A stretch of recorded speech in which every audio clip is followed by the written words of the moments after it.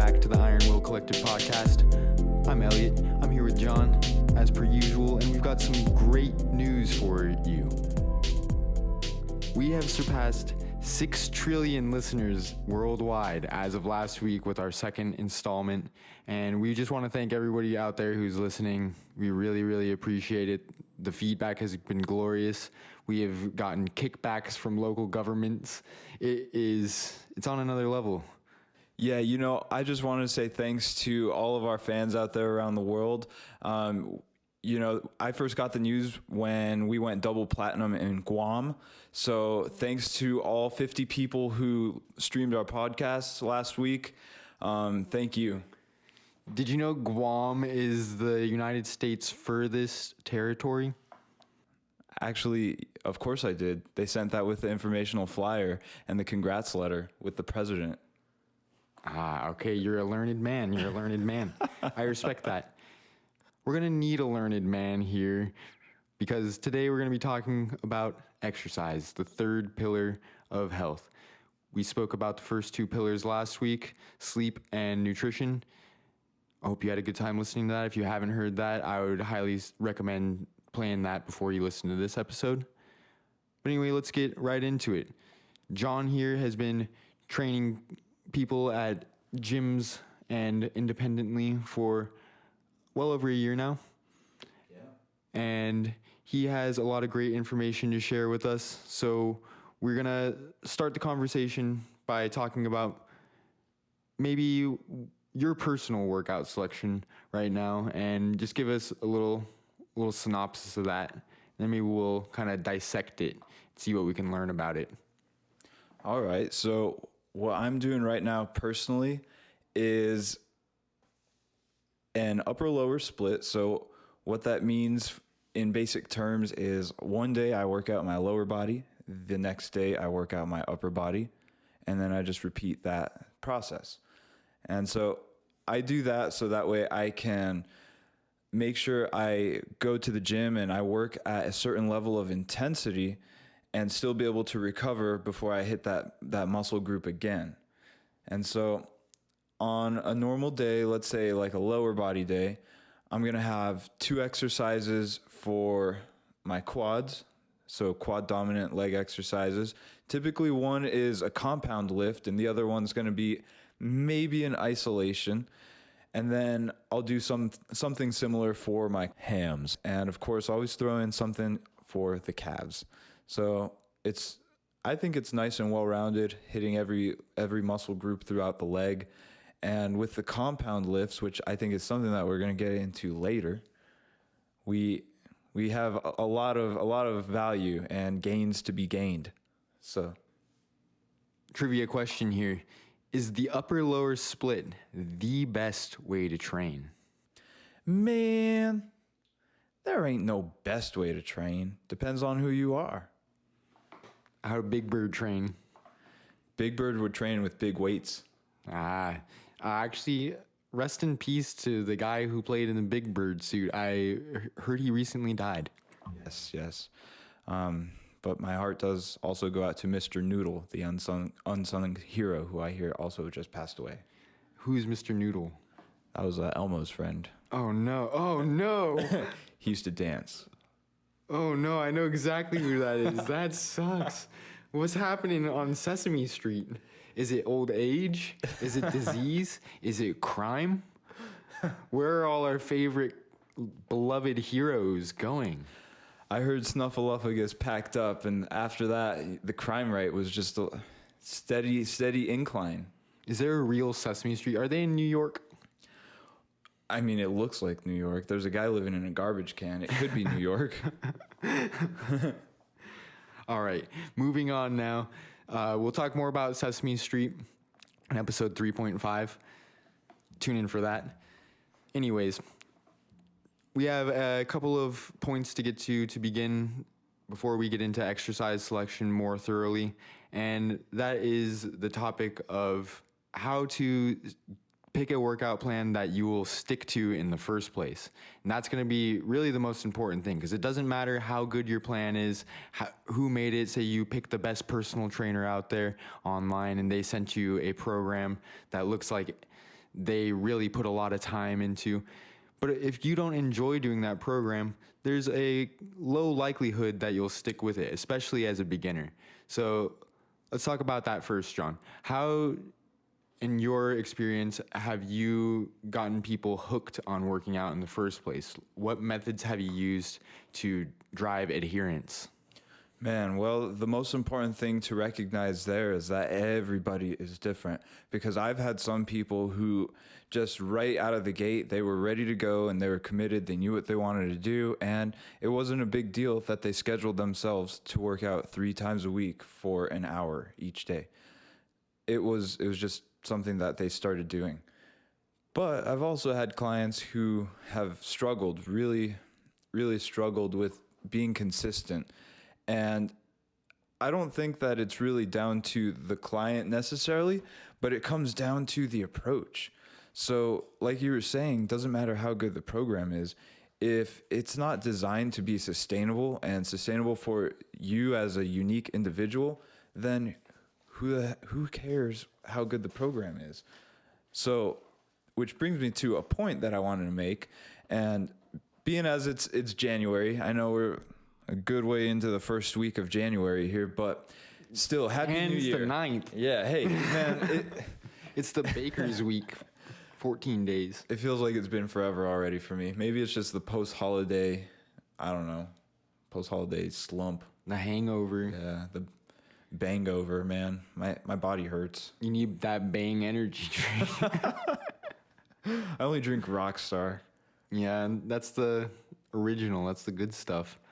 Yeah, well, it's cool. When I drink it, I put my hat backwards and I roll down the street. I swear, my respect level up by 5, at least. Your girlfriend's very lucky to have you. That's right. Just kidding. Thank you, Alina. Yes, thank you, Alina. So my point is, when it comes to starting any workout routine, if this is something that's new for you, if you're coming into it kind of fresh and you haven't been working out consistently for the last year, then set yourself a really manageable goal. And by really, really manageable, I mean like break it down small to 1 day a week. That's a great goal, great place to start. And actually, it's been proven to be highly effective for people who are new to training. Working out 1 day a week will let you get in a really nice workout and then kind of set the foundation that you can lay to build the habit. Yeah, maybe for the first couple weeks you go once per week and you decide that you like the way you have been feeling after your exercise sessions. Maybe a little sore, but that'll go away the more you do it. So next week, go twice a week. And quite honestly, based on what I have heard, twice a week for beginners is more than sufficient if you do some sort of full body routine. Oh, yeah. I have one guy right now who I'm training, and we're doing once a week. Initially, when we started working together, he was really, really excited, and he hadn't worked out for like years. I think it's been like 5 years, literally, since he's had any kind of a workout. So he was deconditioned, to say the least, and he was starting at pretty much scratch. So that's a good place to be, if you ask me, because at that point, as long as you introduce the right kind of education and movement patterns, then the body can respond really well, and he'd be a beast as long as he stays consistent. So he went into it 3 days a week, and he's like, man, I'm loving this. I feel so good. But sure enough, a couple weeks in, he started getting really tired, and his schedule was catching up to him, and the early mornings and the early bedtimes were kind of getting to him. And so we decided to scale back to 2 days a week, and that was still rough. And then work amped up, and he had, life happened to him, because that happens to all of us. That is a huge thing to consider when outlining your workout plan. You need to take into account the stress that you can accumulate outside of the gym, because that will add to the physical stress that you put upon yourself and can result in some unfavorable outcomes if you let it get out of hand. So you really need to find balance. Balance is super crucial, and that was pretty much like the whole thing that we were trying to find when we were working on the schedule. And we decided 2 days was not going to be a good fit, at least for now. So we scaled him back to 1 day a week, and he's been loving it, man. And it just goes to show that everybody is different. So none of this shaming stuff. If you set yourself a big goal to like go to the gym 5 or 6 days a week, and it doesn't happen, it's not because you suck. It's because that goal just was not a good fit for you. You didn't set a realistic goal. I'll shame you if you don't show up to the gym at least 8 times per week. Elliot's going to be waiting, and you don't want that. That's scary. I'm going to make him wear some sort of ankle bracelet that does some sort of thing every time he goes. It's well thought out, you can tell. No, the ambiguity is part of the torture here. Nah, I'm just really not funny, so I'm going to stop trying. So something that I wanted to put on top of these couple of important things are that when doing an exercise plan that only involves training once per week, something that I would add would be something like a daily walk or a way to get moving on non-lifting days, because I still feel that that is very important and a great way to increase daily energy expenditure, especially for people who are looking to cut fat and lose weight. That is something that should be done, in my opinion. Yeah, dude, I agree. And you remember that one time we all went out to Golden Corral and stuffed our faces? Yep. Golden Corral breakfast. It was breakfast time, and we had just done a workout. It was me, Elliot, and Alina and Jesselyn. So we all went out to the Golden Corral, and we ate so much. Like, we were all ready to burst. And before going home, we did one small thing that actually I think made a huge difference with how I felt afterwards. Because, normally after a meal like that, it's like Thanksgiving dinner. You feel really good and you're happy you're eating this food. It tastes awesome in your mouth as you're chewing it. And then you freaking crash. You can't mess up breakfast. Good old Golden Corral. No, that's true, man. They had some really good stuff, so we ate more than our fair share. But all we did was go out for a walk at the end. And we set a timer, which actually that was my job, and I'll admit I did kind of poorly because we went further than we were supposed to. But that's because it was so nice. This walk was supposed to be 5 minutes out and 5 minutes back, but we took a couple extra minutes and enjoyed the view. It was really nice, and we felt great after. Helped the food settle. Yeah, I'm pretty sure we saw a few shopping carts in the river. Mm-hmm. That was pretty interesting. How did those get there? Oh, well, next. Who takes their shopping cart down? How immature? It's these things. Those go in the cart corral. I was gonna say aliens. You could be right. They're reverse engineering our technology. I mean, you can't not prove it. So. Yeah, like, how do we get all these groceries around the store? Like, we can't carry them all. I mean, yeah, there you go. We got to give the human race some credit here. We're pretty smart. Oh, we've done some cool things like portable, I don't know. Oh, I have a portable blender, man. Oh, yeah, that thing's pretty awesome. Wait, is that called a portable blender, or is that just like a stick blender? No, that's what I would call it. I got this thing for Christmas. I don't think you've seen it yet. Oh, no. Oh, yeah. I was thinking of the other thing. Oh, dude. Okay, it's pretty cool. Oh, that's a handheld blender. Yeah, that's a hand mixer. That goes like in the cup. This is a little mini blender, and it's USB. It's USB powered, so you charge it up. And it's really cool, man. You put your protein or whatever you want in there, blend it up, and it comes out frothy because the little spinner, the blade spins so fast. It's good stuff. That's awesome. Recommend. Is it like a magic bullet or something, or is it smaller? It's smaller. Dang. Okay, one like normal size scoop of protein fills it up halfway. Oh my God. And so, the other half is your liquid. But it comes out to be the perfect amount. That's really cool. Yeah. We'll have to get the link and put it in the description. Get your blenders. Yeah, we are making a lot of money off this, so we expect a high commission. Everyone must buy now. Thank you, Guam. Thank you, Guam. So, where were we? Raising that TDEE with simple exercise during the day, such as something as simple as even a 30-minute stretching session. I'm sure would be a good step in the right direction for a lot of people. Yeah, You just don't want to be sedentary all day, every day. I mean, exactly. And a lot of us, we always make, I don't want to say we always make this excuse, but oftentimes one might find themselves making the excuse that they're too tired to do something that shouldn't take up a lot of your energy.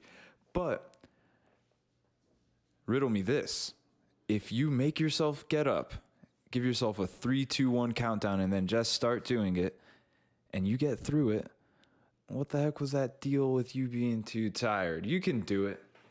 Exactly. I give a lot of credit to people who can override that sense of the lazy man inside you or the lazy woman inside you that wants you to skip your workout or wants you to not do the chores you need to do, whatever it may be. I have quite a few clients who in the past have come to me during our sessions at the beginning. I asked, how you doing? How you feeling? They'll be like, honestly, I didn't think I was going to come today. I was thinking of calling out. I guess you call it calling out, canceling, calling out of work. This is work. This is your life's work. But anyway, the point is, I always give these guys credit because I know how difficult it is to drag yourself out of bed sometimes or drag yourself off the couch when you're having a good time, just chilling, tired after a long day of work, whatever it may be. But give yourselves a lot of credit for getting out there and doing it because it's going to really benefit you in the long run. 1 hour spent in the gym or half an hour spent walking or stretching, these are all going to greatly benefit you a lot more so than if you did not do anything. Man, yeah, and it's really as simple as that. I don't want to say it's easy because like you just said, it is not easy. Sometimes you really have to fight the resistance inside just so you can get your butt up and start doing something. But I recommend kind of mess around with little ways to get yourself moving really quickly. For me, I mentioned it earlier, it's that 3, 2, 1 count.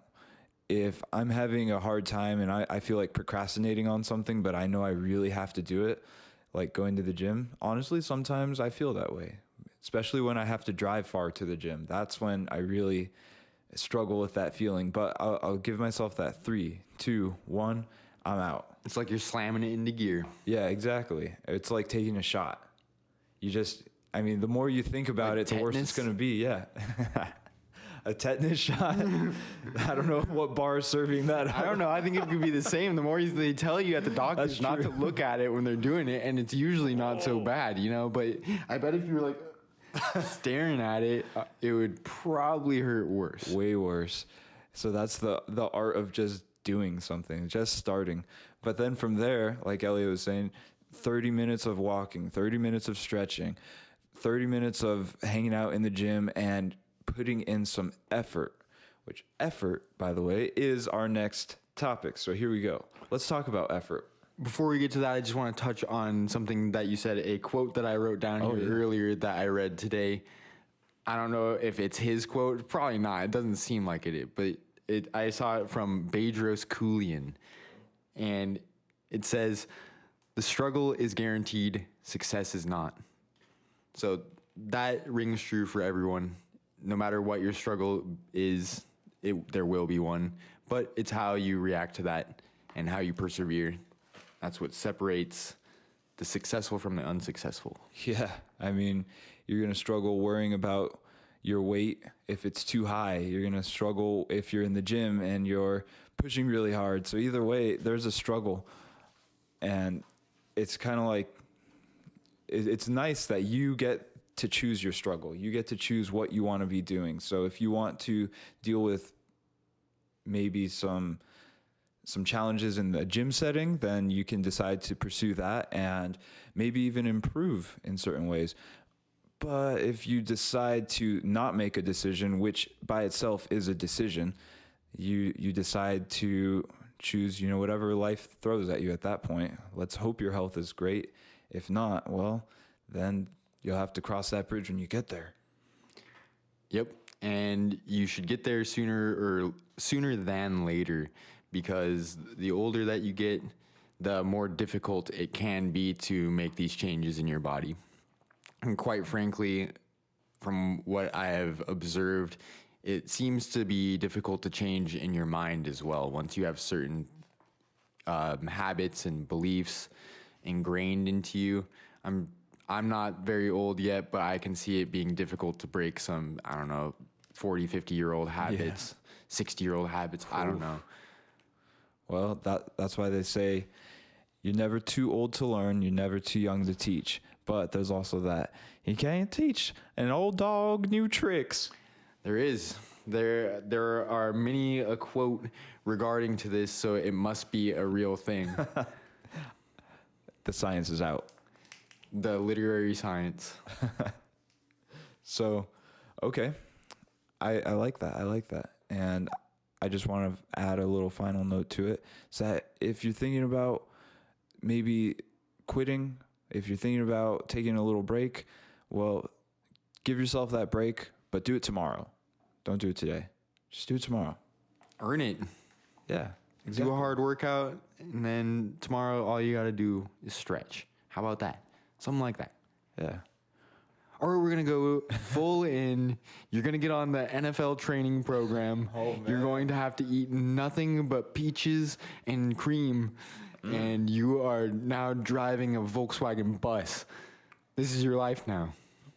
Just like that. You turned a corner and bam. This is you. That's pretty intense. Well, I congratulate you. And I know that if you're living that kind of life, you're showing up to the gym and you're putting in an effort. Effort is going to be key.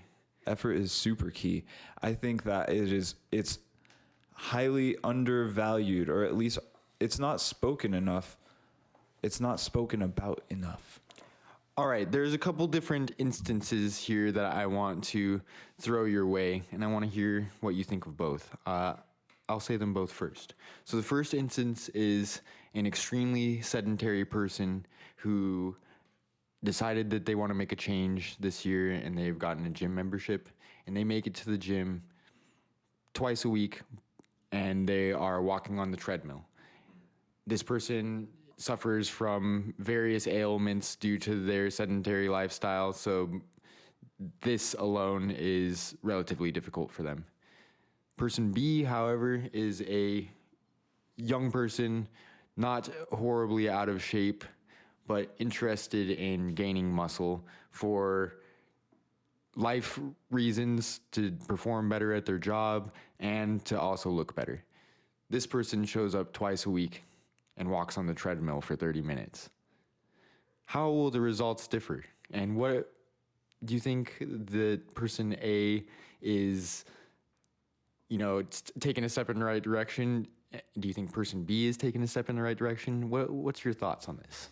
Oh man. Okay, so just based off of the goals that person B has stated they would like to achieve, I would say they're not putting in enough effort. They are working at a low effort level, and therefore their body will not be adapting. And that's really what you're trying to stimulate. You want adaptation, and that's why workouts have to be adequately challenging. So for person A, that's adequately challenging because they're sedentary, they're already aching, maybe their ankles or their knees hurt, low back, maybe all three of those things. So for them just to get on the treadmill, well, their body's going to have to adapt in order to not feel like dying every time they do that. Whereas person B, he could do that he could go for hours, man, go for miles. And this is, of course, a pretty extreme example. Yeah. Typically, people aren't that lost that they would go into the gym hoping to gain muscle, just taking a walk on the treadmill. But I'm sure it's happened before. Everyone here in the Iron Will Collective, you know better than that. Gotta hit them weights, baby. Yeah, but open fist, okay? Don't hurt them. Yeah, don't hit them too hard. They have feelings too. Adjustable dumbbells especially. Yeah, Those well, things freaking suck. man. I mean, not like the Bowflex ones. I'm trying to get some of those. The ones I have, pain. They're pain. Those standard plates. Yeah, man, you're Very rocking slow. old school with those old dumbbells that you put together. Like, I like that. I've never seen those in a gym. I've only No. ever seen them in home gyms. So that's a Well, home gym thing, huh? well, of course, that's where you see mine. That case in point. Yeah. Yeah, they're all right though. Budget friendly for sure.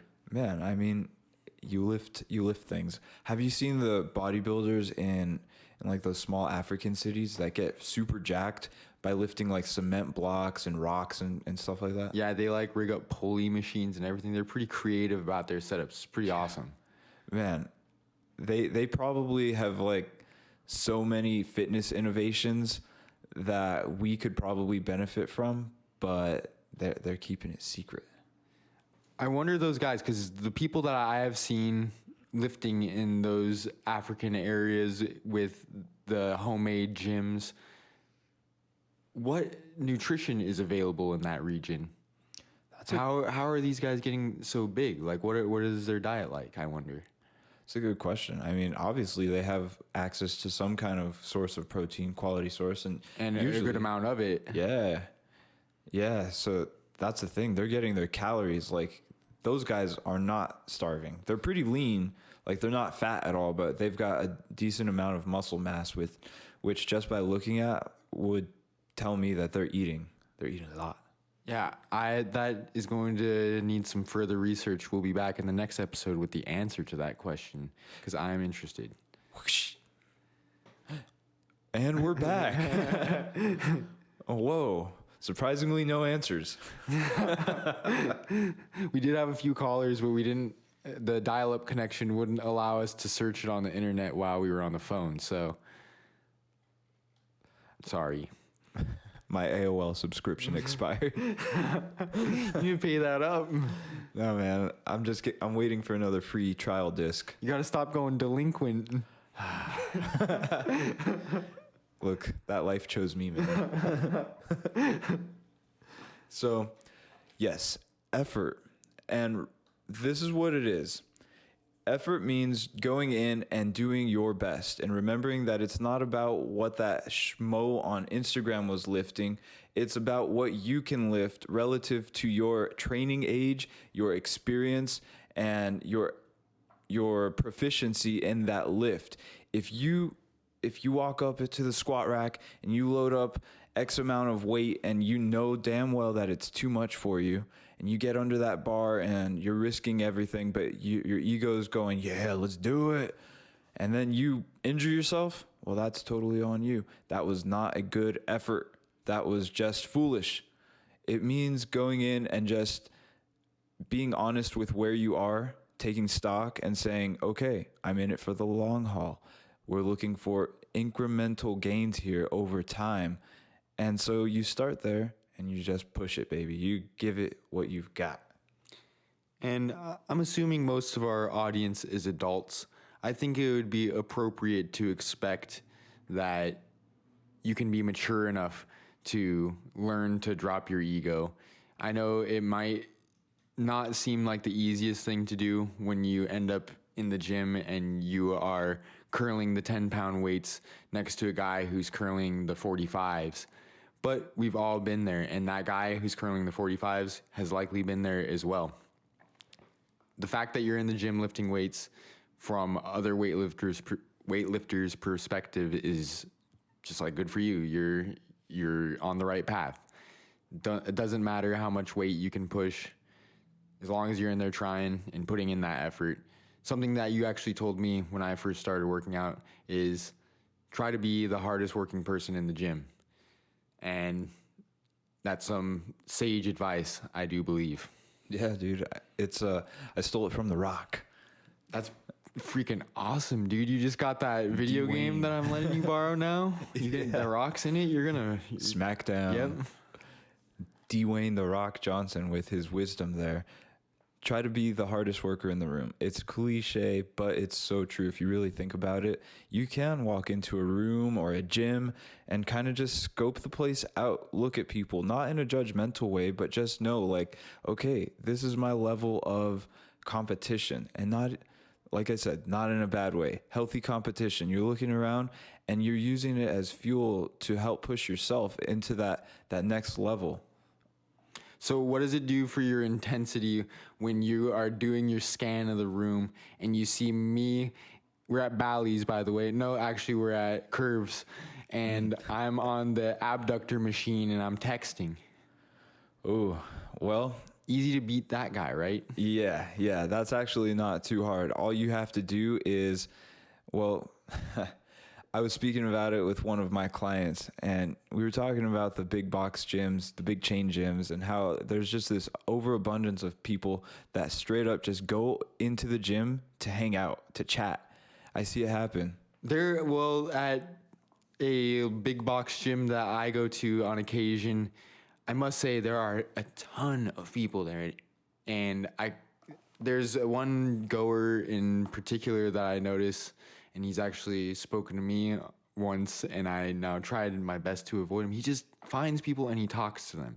I'm not sure if I've ever seen him lifting at all or doing a cardio machine or anything, but what are you doing, man? Like, I get it that you are a friendly guy and you maybe are looking for some buddies or something, but these people are trying to work out. Not everybody is there to look for a friend. So there's nothing wrong with socializing at the gym, I think, but you need to know why you're there in the first place. And if you're there just to talk to people, random strangers, you're probably not going to be the most liked person there. And that's what it's all about, is being liked. You must be liked at all points in your life, or your endeavors will be fruitless. Exactly. So lift heavy. No. Did we just discredit put everything? a belt on and get some knee sleeves? You'll be all right. Yeah, you want to hide that lack of I don't know, form and technique. Yeah, so the key is that most gyms usually keep the old equipment in a back room. Go lift back there. Yeah. Right, so no one can see. Well, except God. Yeah, he's always watching. So I think it's important then to like maybe reconsider or consider where your focus is directed. So are you internally focused and motivated, or externally?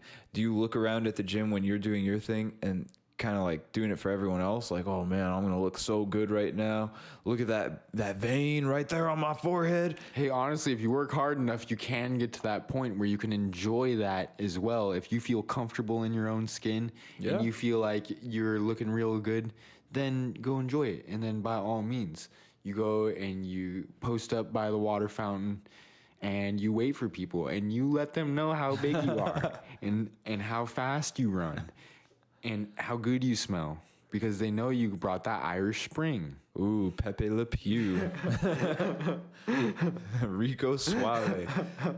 Yeah, man. Well, I don't know. I just think it feels good when you're complimented or when you are, I don't know, given some acknowledgement for the hard work you put in. But that's the thing. You gotta put in a good amount of hard work before you get that. So when you're just starting out, just know that the people there likely respect you just for being there. Definitely. And most people would be happy to talk to you if you need help or whatever, but try not to make it social hour. Yeah. And that's really all of it summed up. Okay, what's our next point? Our next point now, we will get into exercise selection, as we touched on earlier in the episode. Choosing exercises that are in order of importance, I would say, efficient and good for your day-to-day life as number one. And number two being relating to your performance / aesthetic goals. So as far as efficiency goes, it would be wise for someone who's interested in weightlifting to spend a good amount of time working on learning and getting a safe and effective form down with the compound lifts to start. So that doesn't mean you have to go to the gym and only bench and squat and deadlift and overhead press and bent over row and stuff like that every day. Not even barbell exercise. You can do all these with dumbbells too. Switch it up and acclimate yourself with these movements that recruit many muscles, because working a lot of muscles at a time is a great way to do a lot of accumulate a lot of fatigue and hopefully build a lot of muscles in multiple areas with a single set or few sets. Which has shown to be the most effective, at least in terms of that goal, which is building muscle and strength at the same time. For beginners, compounds are going to be the best way to go. For intermediates, compounds. For advanced, compounds. Everybody's doing compounds. There's no escaping them. So there's a huge importance placed on learning compounds, especially in the beginning phase, because the sooner you can master those, the faster you'll be on your way to good old-fashioned progressive overload, which is just raising the weight in small increments over time, and therefore increasing your strength and the muscle fibers, the amount of muscle fibers that you have, which gives you bigger muscles. So to kind of backtrack a little bit, I want to just make note here if anybody doesn't know what a compound exercise is. So a compound exercise is an exercise that works on more than one muscle groups at a time. That's opposed to an isolation exercise, which is working on one muscle at a time. So a good way of thinking about this would be like a squat, whether you are a squat is going to be working mainly your quads, predominantly the quads, but it has a lot of help also from your glutes, from your abdominals, as well as your hamstrings. It's a really, really physically intense exercise because it's using so many muscles compared to like a leg extension, which is the machine that has you sitting back and straightening your leg out from the knee. So that's isolating the quads too, but that's just about it. It isolates them. So it doesn't give you the chance to work on relative strength with the other muscles. Stability isn't there, and the adaptation effect is not going to be quite the same. That leads me into the part about picking lifts that are going to be beneficial for your day-to-day life. And many compound movements, such as the squat or the deadlift, are movements that you will often be doing in day-to-day life. Squat, for instance, you're going to want to be able to sit up and down, get up off the toilet. I know it's pretty hard when you've been sitting there for 30 minutes, but I do it. That's why I squat, is just so I can get off the toilet. With ease. With ease, yeah. I just got to put a little bit of cooking oil under it so I slip off. Little grease. Yep. And the deadlift is another one that any job that you ever get that involves any sort of manual labor, even if it's like, I don't know, working at a grocery store or something, they are going to teach you about safe lifting form. And I'm sure everybody knows safe lifting form, you lift with your back and you twist. I will fast jerking motion. Lift with your back and twist in a fast jerking motion. Reality though, the deadlift is a great lift to train lifting with your legs and recruiting the power that you have within your hips to move quite large amounts of weight relative to your body size. This is why you see weightlifters that can deadlift, regular looking guys at it, albeit deadlifting like 600 pounds, which is crazy amount of weight. Wow. These guys weigh sub 200 guys can do that. So learning proper form with that can be beneficial because you likely will be needing to pick some heavy stuff up off the ground on occasion in your life. And you'll want to do it without snapping your back up. Definitely, yeah. People throw their backs out while doing things like moving or picking kids up or even just grabbing something from the backseat of the car. Like that twist can really just get to some people. Gym pro tip: lift with proper form when you are grabbing weights to put on your bar before you even start lifting. Don't hurt yourself putting the weights away or grabbing them. Always treat heavy weight with respect. Yeah, anyway, I like that. It's a really good rule of thumb. Anytime you're picking anything up, I think it's good to have good form because first, it's just extra practice. And second, It's putting your body in the best position to not get messed up. Exactly. And training compound lifts can really help with your strength and your reducing your likelihood of injuring yourself doing things like this. I have some clients who are a little bit older, and their goal for working out is more bone density, strengthening kind of stuff, and stability. They don't want to fall down and have something go break. So we work a lot with these compound movements, with these fundamental movements, which are the squat. We do a lot of deadlifting, especially Romanian deadlifts. We do overhead presses. We do pull-ups, just a whole variety of compounds, because the carryover to everyday life is really high.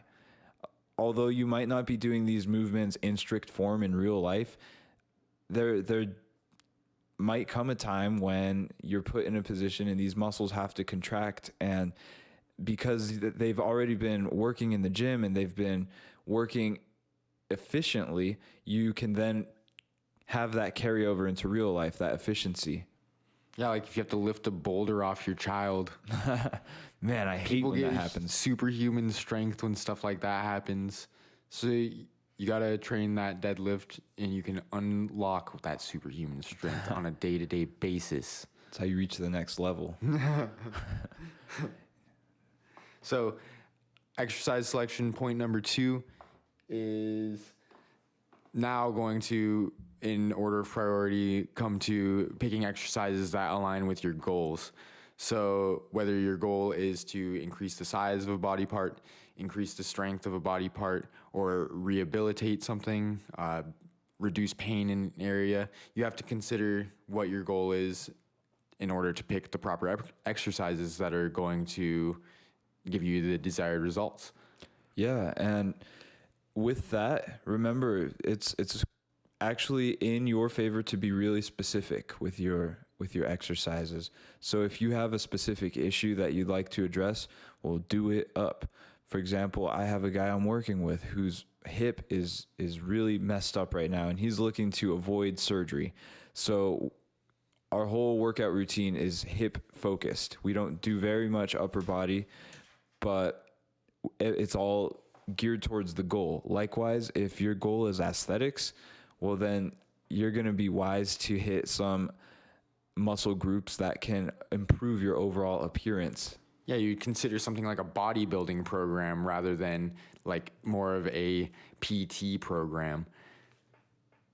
Yeah, definitely. The army workout routine will not get you on the Olympia stage, I don't think. Or how about even a powerlifting workout routine probably wouldn't get you on an Olympic stage because they don't do a whole heck of a lot of isolation. And if you want to be a bodybuilder, you got to isolate. You got to, at least sometimes. At least all the time. Bicep curls and chest every single day. I'm doing it right now. We really are. We've actually got the mic set up in the gym. We are going to edit out the clanking. That's why you can't hear any of it.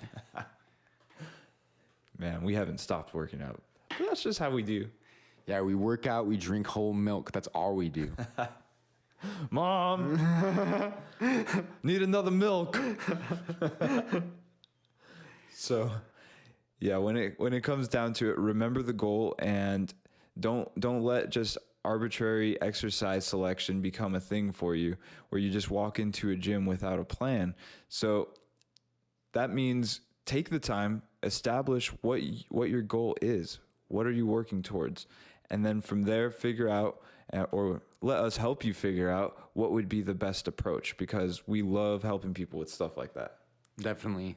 And to kind of bring it full circle, as you learn more exercises and as you experience more in the gym, you'll likely find things that you like more than others, such as, say, you are more a fan of, I don't know, incline chest press than you are of a cable crossover or something like that, or an incline fly rather than a cable crossover.